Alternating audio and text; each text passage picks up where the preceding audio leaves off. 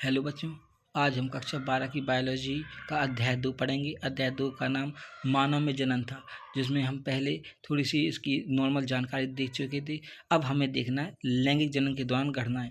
तो ओवरऑल जब मानव में लैंगिक जनन होता है तो लैंगिक जनन के दौरान 3 घटनाएं होती हैं।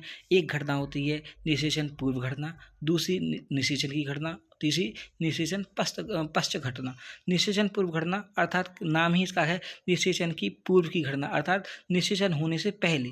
फिर जब निषेचन होने से पहले की क्रिया हो जाएंगी उसके बाद फिर निषेचन होगा। निषेचन होने के बाद फिर निषेचन के बाद की घटना। निषेचन के बाद की घटना में 2 चीज़ें आती हैं। एक तो प्रेगनेंसी आती है जिसे हम सगर्भता कहते हैं, दूसरा भ्रूणीय विकास अर्थात एम्ब्रियोनिक डेवलपमेंट होता है। अब हम सबसे पहले निषेचन पूर्व घटना। निषेचन पूर्व घटना अर्थात निषेचन की पहली घटना, पहले की घटनाएं अर्थात निषेचन की पहली घटनाएं देखें तो यहाँ पे 2 घटनाएं होती हैं। एक तो होता है गैमीटोजेनेसिस जिसे हम युग्मक जनन कहते हैं, दूसरा होता है ट्रांसफॉर्मेशन ऑफ गैमीट अर्थात युग्मक का स्थानांतरण। गैमीटोजेनेसिस अर्थात सबसे पहले हम गैमीट का जनन देखेंगे अर्थात यहाँ पे स्पर्मेटोजेनेसिस देखेंगे और दूसरा oogenesis देखेंगे। स्पर्मेटोजेनेसिस मतलब स्पर्म का फॉर्मेशन होना या स्पर्म का निर्माण या शुक्राणु का निर्माण, दूसरा oogenesis मतलब अंडाणु का निर्माण।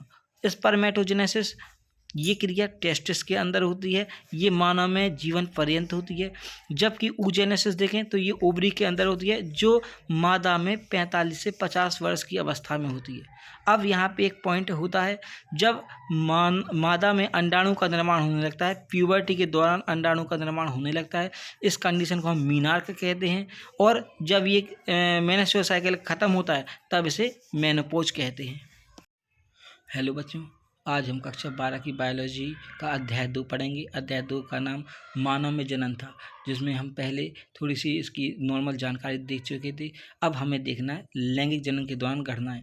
तो ओवरऑल जब मानव में लैंगिक जनन होता है तो लैंगिक जनन के दौरान 3 घटनाएं होती हैं। एक घटना होती है निषेचन पूर्व घटना, दूसरी निषेचन की घटना, तीसरी निषेचन पश्च घटना।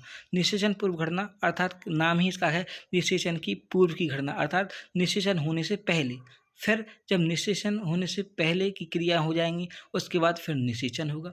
निषेचन होने के बाद फिर निषेचन के बाद की घटना। निषेचन के बाद की घटना में 2 चीज़ें आती हैं। एक तो प्रेगनेंसी आती है जिसे हम सगर्भता कहते हैं, दूसरा भ्रूणीय विकास अर्थात एम्ब्रियोनिक डेवलपमेंट होता है। अब हम सबसे पहले निषेचन पूर्व घटना। निषेचन पूर्व घटना अर्थात निषेचन की पहली घटना, पहले की घटनाएं अर्थात निषेचन की पहली घटनाएं देखें तो यहाँ पे 2 घटनाएं होती हैं।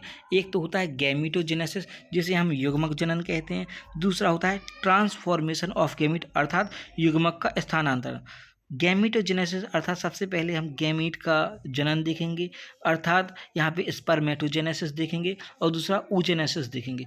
स्पर्मेटोजेनेसिस मतलब स्पर्म का फॉर्मेशन होना या स्पर्म का निर्माण या शुक्राणु का निर्माण, दूसरा oogenesis मतलब अंडाणु का निर्माण।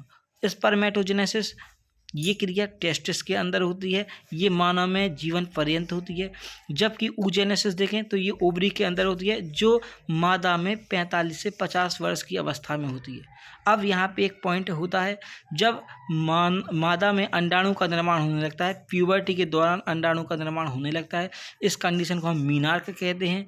और जब ये मेंस्ट्रुअल साइकिल ख़त्म होता है तब इसे मेनोपॉज कहते हैं।